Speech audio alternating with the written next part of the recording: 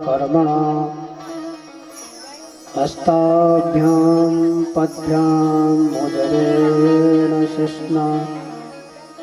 मन वचन और कर्म से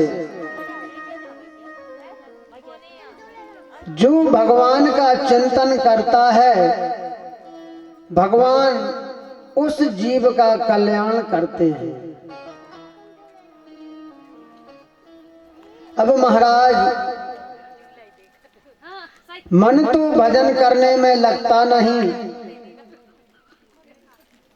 माला फेरत युग गया, गया न मन का फेर, कर का मन का फेर दे, सो मन का फेर। केवल माला भजने से कुछ नहीं होता है।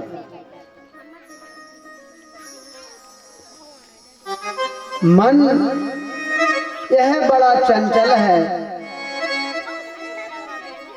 और जिसने मन को जीत लिया, बस उस जीव का कल्याण है। इसलिए सुखदेव जी कहते हैं, मनसा वाचा कर्मणा, मन वचन और वाणी से जो परमात्मा का चिंतन करता है, परमात्मा उस जीव का क्या करते हैं? कल्याण कर देते हैं।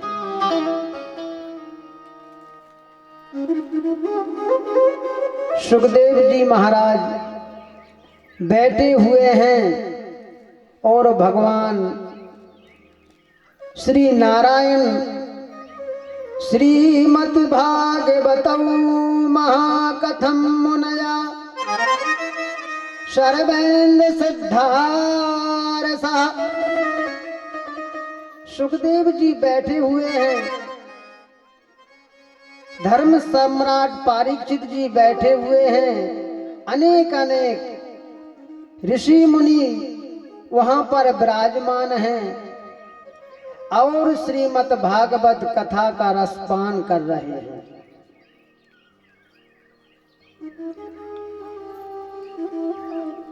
अब एक भक्त कहने लगे, महाराज भजन करने में तो मन नहीं लगता है।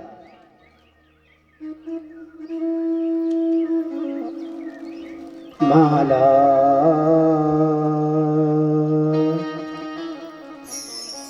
महाराज जब भजन करते हैं तो कभी नाती की याद आती है, कभी पोता की याद आती है, कभी गृहस्थी की याद आती है। अब इस मन को बस में करने का उपाय क्या है, वह आप बतलाइए।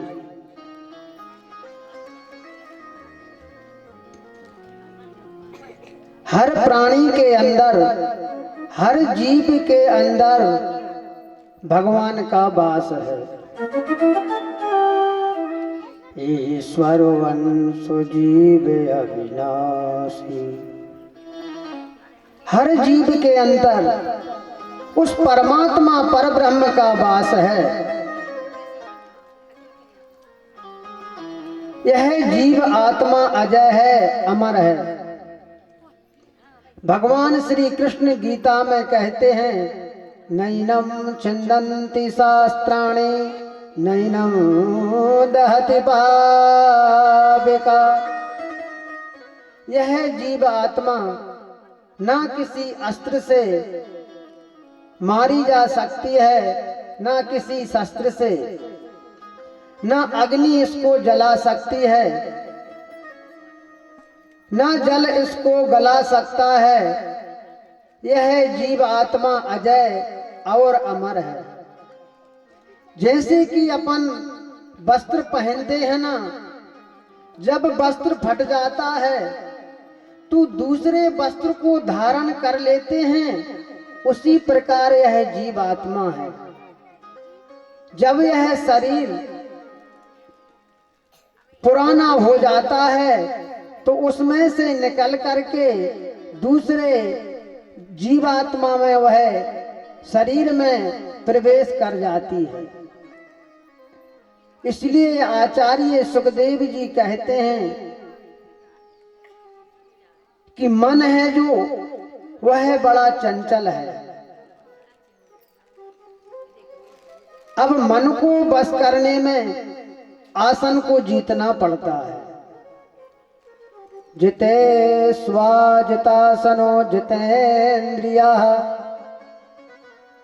जिसने आसन को जीत लिया तो जान लीजिए कि उसने मन को भी जीत लिया।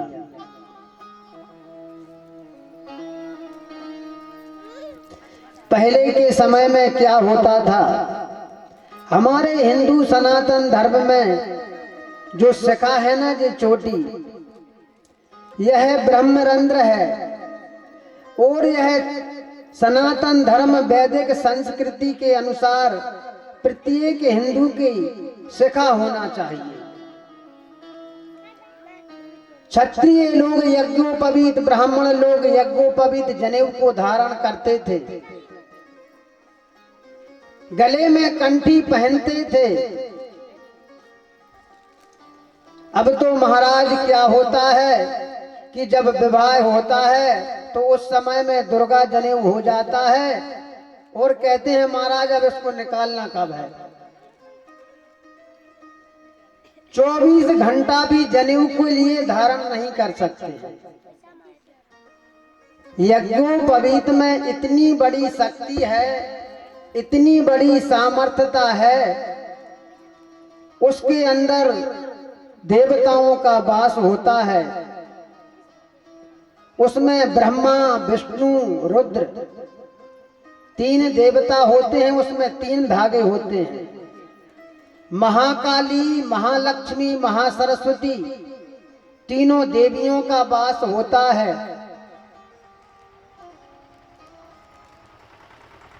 उसके अंदर अरुण, वरुण, वायुदेव, पंचलोकपालों का वास होता है। जब अपन यज्ञोपवीत को धारण करते हैं तो संपूर्ण जो देवता होते हैं वह अपने शरीर की क्या करते हैं, रक्षा करते हैं। जब लघु दीर्घ संका इत्यादि जाते हैं तो जनेऊ को कान पर चढ़ाते हैं और इसके बाद में जल से हाथ धोते हैं और जल नहीं मिलता है तो मिट्टी के द्वारा शुद्ध कर लेते हैं। जब जनेऊ पहनेंगे ही नहीं तो लघु शंका करने के बाद हाथ धोने का तो कोई कार्य ही नहीं। जे शुद्धि के सूत्र हैं, शरीर शुद्धि, मन शुद्धि, वचन शुद्धि और काया शुद्धि। अब धारण इसलिए नहीं करते कि धारण करेंगे तो नियम करना पड़ेगा, और जब नियम करना पड़ेगा तो उसमें तो परेशानी आएगी। कोई भी अच्छा कार्य करते हैं तो उसमें परिश्रम तो करना पड़ता है, उसके नियम का पालन तो करना पड़ता है। और जब नियम का पालन करेंगे तो मान लीजिए अपन एक दिनचर्या बन जाएगी। जब दिनचर्या श्रेष्ठ बन जाती है तो सभी कार्य श्रेष्ठ होते हैं। इसीलिए मस्तिष्क पर तिलक लगाना चाहिए। सुबह सोकर उठते हैं, माता पिता गुरुजनों को प्रणाम करना चाहिए, स्नान करना चाहिए, बगैर स्नान के भोजन नहीं करना चाहिए। सुबह उठो, क्रियाओं से निवृत्त होकर स्नान करो, भगवान सूर्य को अर्घ्य देना। एक बात और याद आ गई, भगवान सूर्य को अर्घ्य क्यों देते हैं? क्योंकि भगवान सूर्य किसके दाता हैं? आयु विद्या यशो बलम, जो आयु को प्रदान करने वाले, नंबर 1। नंबर 2 विद्या को देने वाले, नंबर 3 तेज को देने वाले, नंबर 4 शत्रु की बाधा को नष्ट करने वाले। ऐसे भगवान सूर्य नारायण हैं जिनको स्नान करके भगवान को अर्घ्य देना चाहिए। जो प्रत्यक्ष देवता हैं भगवान सूर्य नारायण, और अपना ये शरीर भी बना है क्षिति जल पावक गगन समीरा पंच रचत यह अधम शरीरा। यह 5 तत्वों से बना है और